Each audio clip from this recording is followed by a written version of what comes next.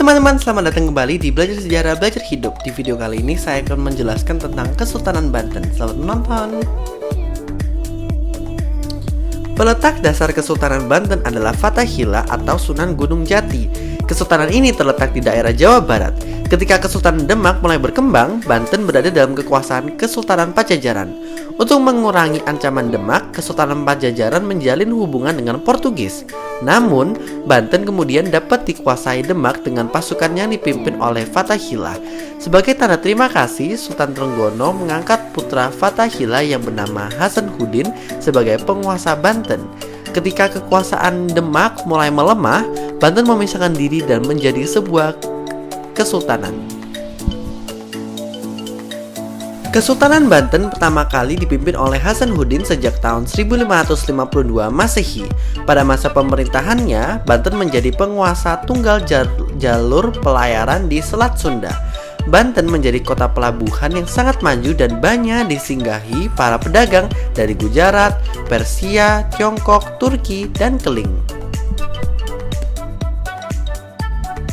Pada tahun 1570 Masehi, Sultan Hasanuddin digantikan oleh putranya yang bergelar Panembahan Yusuf. Dia memperluas wilayah kekuasaannya dengan menaklukkan Kesultanan Pajajaran.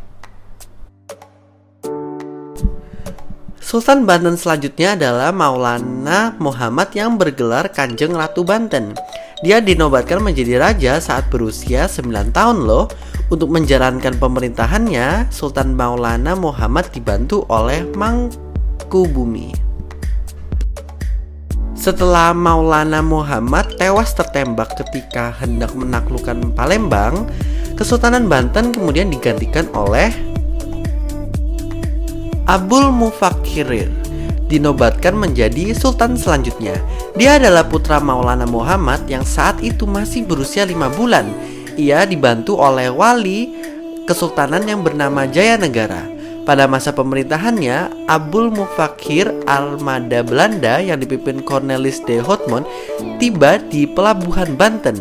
Cornelis de Houtman dan armadanya akhirnya diusir dari Banten karena kelakuan mereka yang sangat kasar. Sultan Abul Mufakhir digantikan oleh Abu Ma'ali Ahmad Rahmatullah. Pengganti Raja Abu Ma'ali Ahmad Rahmatullah adalah Sultan Ageng Tirtayasa yang memerintah dari tahun 1651 hingga 1692 Masehi. Pada masa pemerintahannya, Kesultanan Banten mengalami perkembangan yang sangat pesat. Pelabuhan Banten ramai dengan berbagai aktivitas perdagangan. Pada tahun 1671 Masehi, Sultan Ageng Tirtayasa mengangkat putranya yang bernama Sultan Abdul Qahar atau Sultan Haji sebagai raja pembantu. Karena Sultan Haji menjalin hubungan dengan Belanda, Sultan Ageng Tirtayasa berusaha mengambil alih kembali kontrol pemerintahannya. Namun usahanya gagal.